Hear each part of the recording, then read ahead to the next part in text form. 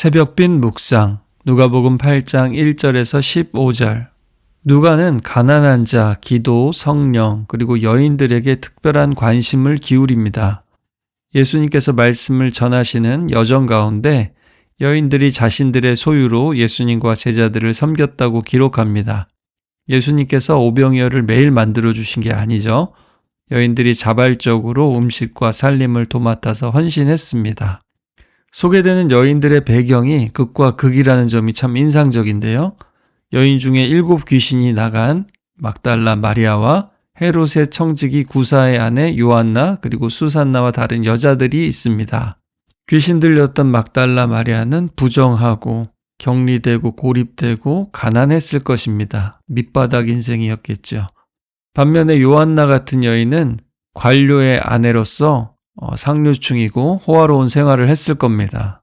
가난하고 천대받는 사람 입장에서는 생계에 더 연연하기가 쉽고 걱정도 많을 거고요. 빡빡했을 거고요. 사회 고위층이면 앞에서 봤듯이 사람들의 체면과 시선을 더 의식하기 마련인데 오늘 이 여인들은 자신들의 신분과 재정과 지식과 기질에 상관없이 예수님을 따르고 있습니다. 시몬의 장모 이야기로부터 시작해서요. 우리는 교회에서 헌신을 강요할 필요가 없습니다. 교회에 와서 예수님을 만나고 은혜를 받으면요. 다 섬기고 헌신하게 되어 있는 겁니다. 여인들의 이름과 면면이 이렇게 기록되어 있는 것은 누가만이 아니라 우리 하나님께서도 그들을 기억하신다라는 말씀이죠. 우리의 예배 시간뿐만 아니라 또 실제로 주일에서 주방에서 봉사를 하시는 것뿐만 아니라 우리가 세상 속에서도 우리의 모든 시간들이 예수님의 동역자, 복음의 헌신자로 기억되기를 바랍니다.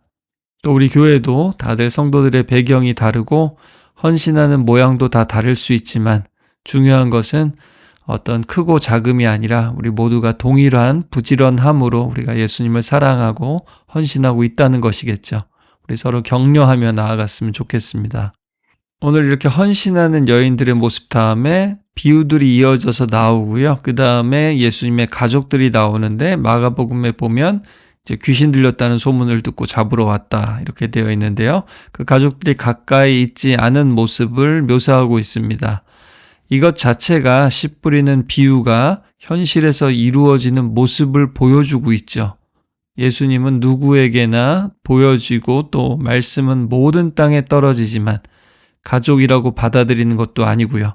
또 남녀노소 빈부에 상관없이 말씀을 받아들이는 자는 은혜 받고 열매를 맺게 되어 있다라는 것을 이야기로서 또한 보여주고 있습니다. 그 다음에 씨 뿌리는 비유가 나옵니다. 씨는 곧 하나님 말씀인데 모든 땅에 뿌려집니다. 길가에 떨어지니까 마귀가 가서 말씀 쪼아가고요. 바위 위에 떨어지니까 기쁨으로 받지만 뿌리가 없어서 잠깐 믿다가 시련 당하면 배반하고 맙니다. 가시떨기에 떨어진 것은요. 말씀을 들었지만 지내는 중에 이생, 그러니까 우리 일상이죠. 일상의 염려와 재물과 향락에 기운이 막혀 열매를 맺지 못한다. 대신에 좋은 땅은 착하고 좋은 마음인데 말씀을 듣고 지키고 인내해서 반드시 결실한다라는 겁니다. 이 모든 땅은 곧 모든 사람 무리들입니다. 누구는 떨어지자마자 말씀을 빼앗기고 누구는 처음에는 좋았지만 아멘했지만 곧 어려움에 포기하고 배신합니다. 또 많은 이들이 말씀은 아래로부터 또 우리 내면으로부터 자라는데 위로부터 또 밖으로부터 염려와 욕망 특히 이제 재물을 언급하는데요. 그때나 지금이나 예수님 만몬이라고 부르신 것처럼 사람들을 누르는 큰 권세입니다. 여기에 막혀버립니다. 사람이 염려와 근심에 쩌들거나 욕망에 눈이 멀면 어떻게 되는지 잘 아시죠? 핸드폰으로 비트코인, 주식 시세만 보는 그 충혈된 눈을 떠올리시면 될 것 같습니다. 그러면 어떻게 좋은 땅이 될 수 있습니까? 땅이 정해진 것 아닌가요? 땅이 무슨 잘못인가요? 아닙니다. 이 비유는 땅이 사람들 마음밭이라는 겁니다. 물론 하나님께서 사람들의 마음밭을 기경하시죠. 그러나 또한 사람들이 마음을 딱딱하게 완고하게 고집스럽게 먹을 수도 있는 거고요. 마음을 바꾸고 또 부드럽게 할 수도 있는 것입니다. 농부가 밭을 갈고 김을 매듯이 우리도 말씀과 기도로 마음을 기경해야 합니다. 그럴 때 성령께서 또한 기경해 주시는 거고요.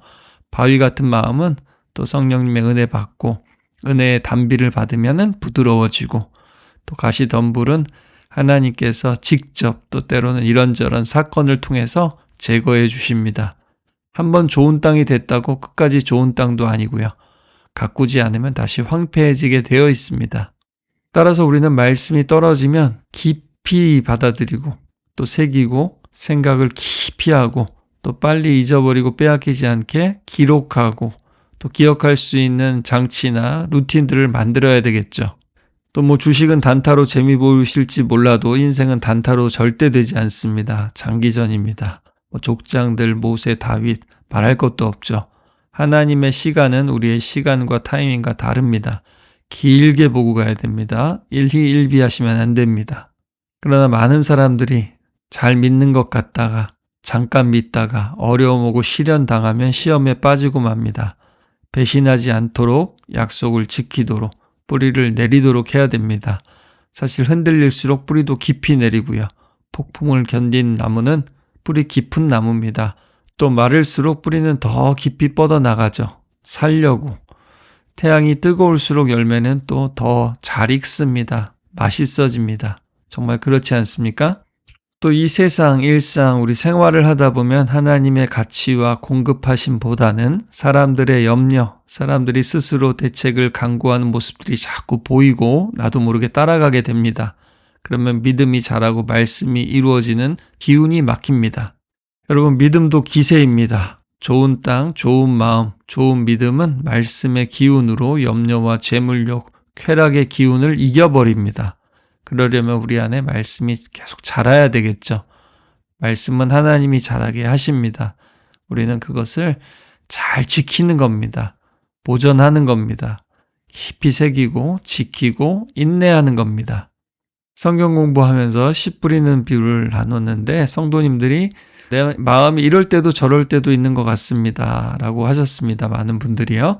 이 비유를 단순히 어떤 사람은 좋은 땅이고 어떤 사람은 나쁜 땅이다 라고 생각하기가 쉽지만 그게 아니고요. 우리 마음은 고정된 상태가 아니라 변화할 수 있다라는 것이고요. 예수님이 이 말씀을 주신 것도 너희들 좋은 땅이 되어라 라는 말씀이죠. 성경은 또 우리 사도 바울이 말한 것처럼 오랜 시간을 두고 견디는 것, 그 공력이 진짜라고 합니다. 그게 진짜 믿음이고 진짜 사랑입니다. 성격 차이로 이혼하면 사실 그거밖에 안 되는 거죠. 그 어려움을 이길 기세의 사랑 정도는 안 된다는 겁니다. 그만큼 사랑하지 않는다는 거죠. 그만큼 희생하고 싶지도 않고 계산기 두드려 보니까 그럴 정도는 아니다라는 겁니다. 우리는 하나님을 사랑합니까? 아니, 하나님은 우리를 사랑하시나요? 우리를 어떤 기세로 사랑하셨나요? 우리 예수님은 어떤 기세로 십자가로 가셨습니까? 고난의 길이 예수님도 쉽지 않으셨지만 아버지의 말씀을 누구보다 깊이 새기시고 붙드시고 인내하며 지켜내셨습니다. 십자가의 기운에도 눌리지 않고 말이죠. 그 기세로 결국 부활하셨습니다. 이 말씀이 빼앗길 수도 있고 또 눌릴 수도 있는 것 같지만 제대로만 심겨지고 지켜진다면 이 말씀의 기운이, 기세가 얼마나 놀라운지 여러분이 직접 경험해 보시기를 바랍니다. 이번 주일부터 비유에 대한 설교를 연속으로 할 텐데요. 비유는 비밀입니다. 그러나 비밀을 공유한 사람이 진짜 친구고 사랑하는 사이고 진짜 가족이겠죠. 우리도 하나님의 비밀을 깊이 간직하는 하나님의 사람들 되시기를 바랍니다.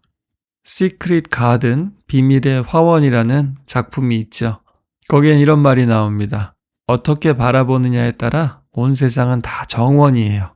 그렇습니다. 사람들의 숫자만큼이나 이 세상에는 다 그만큼의 비밀의 화원이 있는 겁니다. 엄청난 아름다움의 비밀과 잠재력을 가진, 그러나 많은 정원은 여전히 감추어져 있고 죽어 있고 또 닫혀 있습니다.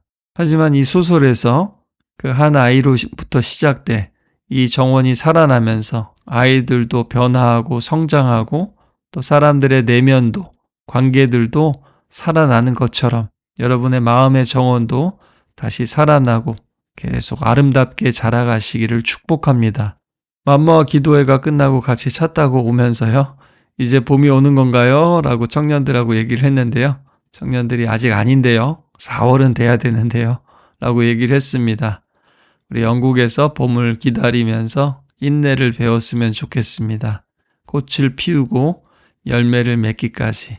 그러다 보면 어느새 여름일 겁니다. 우리 인생에도, 우리 믿음에도 여름이 또 열매 맺는 가을이 오기를 간절히 소망합니다.